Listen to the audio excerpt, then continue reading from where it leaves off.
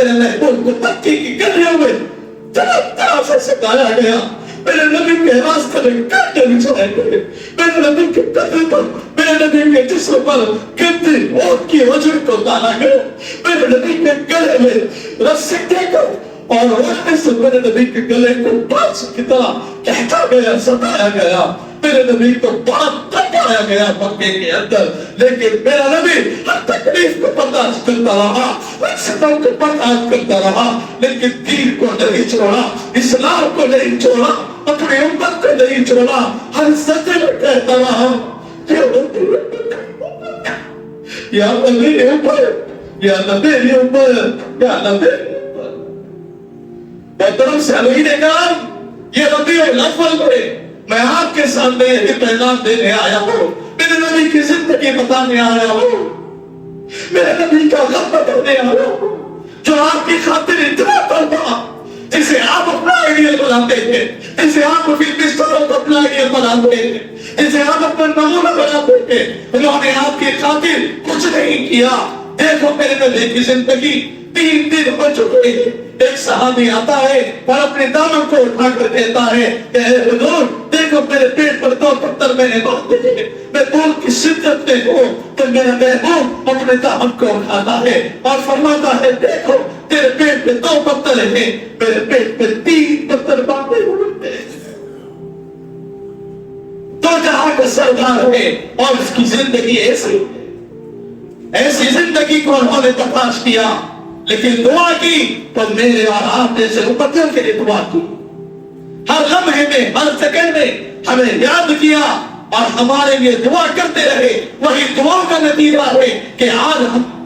اللہ کے فضل اور کرم سے زندگی گزار رہے ہیں. جب حضور صلی اللہ علیہ وسلم اس دنیا سے جا رہے تھے اور فرشتہ جب آپ کی روح لینے کے لیے آیا تو حضور صلی اللہ علیہ وسلم نے یہ سوال نہیں کیا کہ میرے اس دنیا سے جانے کے بعد حسن حسین کا کیا ہوگا, میرے اس دنیا سے جانے کے بعد میرے بیٹیوں کا کیا ہوگا, میرے اس دنیا سے جانے کے بعد میرے صحابہ کا کیا ہوگا. سوال یہ نہیں کیا, سوال کیا تو میرا آپ کا سوال کیا, سوال کیا تو ہم جیسے گناہگاروں کا سوال کیا, سوال کیا تو ہم جیسے نافرمانوں کا سوال کیا, سوال کیا تو ہم جیسے بدبختوں کا سوال کیا, سوال کیا تو ہم جیسے چوروں کا سوال کیا, سوال کیا تو ہم جیسے زانیوں کا سوال کیا, سوال کیا تو ہم جیسے نکموں کا سوال کیا, سوال کیا تو ہم جیسے نافرمانوں کا سوال کیا, سوال کیا تو ہم جیسے نافرمان شوہروں کو سوال کیا, سوال کیا تو ایسی امت کو سوال کیا جسے نبی کا نام تو پتا نہیں, سوال کیا تو اس امت کا سوال کیا جسے نبی کی زندگی پتا نہیں, سوال کیا تو اس امت کا سوال کیا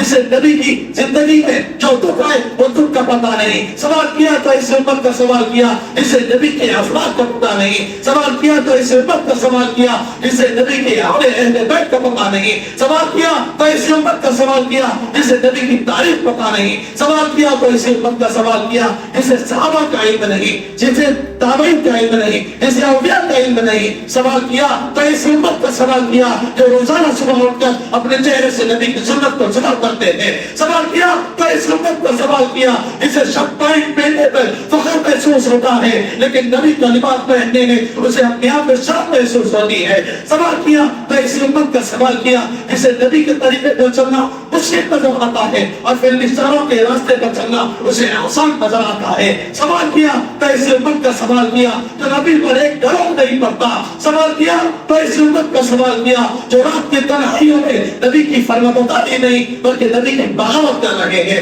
اللہ کی بغاوت کر رہے ہیں, ایسے امت کا سوال کیا. دیکھو دیکھو صحابہ کو اگر چاہتے تو صحابہ کا سوال کرتے, لیکن صحابہ وہ زمانہ دیکھو رات کو جاگتے ہیں تو نبی کے عشق میں جاگتے ہیں, اور رات کو عبادت کرتے ہیں تو نبی کے عشق میں عبادت کرتے ہیں. تو محترم سامعین نے کہا میں اپنی بات کو مختصر کر رہا ہوں وقت کی قلت کی وجہ سے. میرے نبی اگر دنیا سے جاتے ہو ہم امتیوں کا اگر سوال نہ کرتے تو خدا کی قسم آج ہم بھی کتے اور کھیچے ہوتے, آج ہم پر بھی وہ عذاب نازل ہو جاتا جو پچھلی قوموں نے عذاب نازل ہوا ہے. ارے درود و سلام کرو اس نبی پر, سلام بس کرو اس نبی پر, ارے شکر ادا کرو اس محبوب کا اس کے توفیق میں آج ہم شان والی زندگی گزار رہے ہیں, عزتوں والی زندگی گزار رہے ہیں. آج ہم اسی نبی سے بغاوت کر رہے ہیں, آج ہم اسی نبی کو چھوڑ کر زندگی گزار رہے ہیں.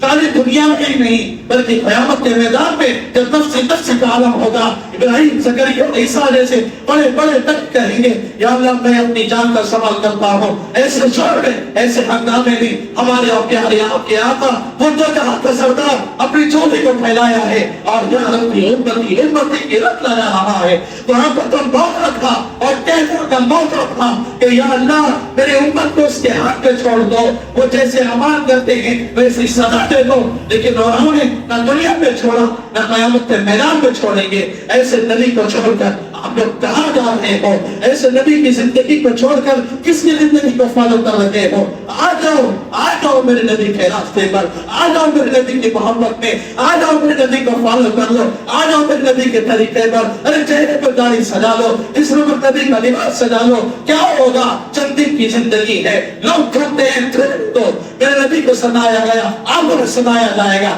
آج وقت موت کی جو بل آئی ہے اس کے ذریعے میں مسلمانوں کو ستایا جا رہا ہے، ستائیں گے، قیامت تک ستائیں گے۔ جو نبی کو نہیں چھوڑے وہ ہمیں جہاں سے چھوڑیں گے، لیکن اپنے ایمان کو مضبوط رکھنا، ایمان کا دعوت نہیں چھوڑنا، نبی کا دعوت نہیں چھوڑنا، اللہ کی ذات پہ یقین رکھو، اللہ کے سامنے گر گڑاؤ اور اللہ سے مانگو، اللہ کی ذات پہ یقین رکھ کر مانگو، انشاءاللہ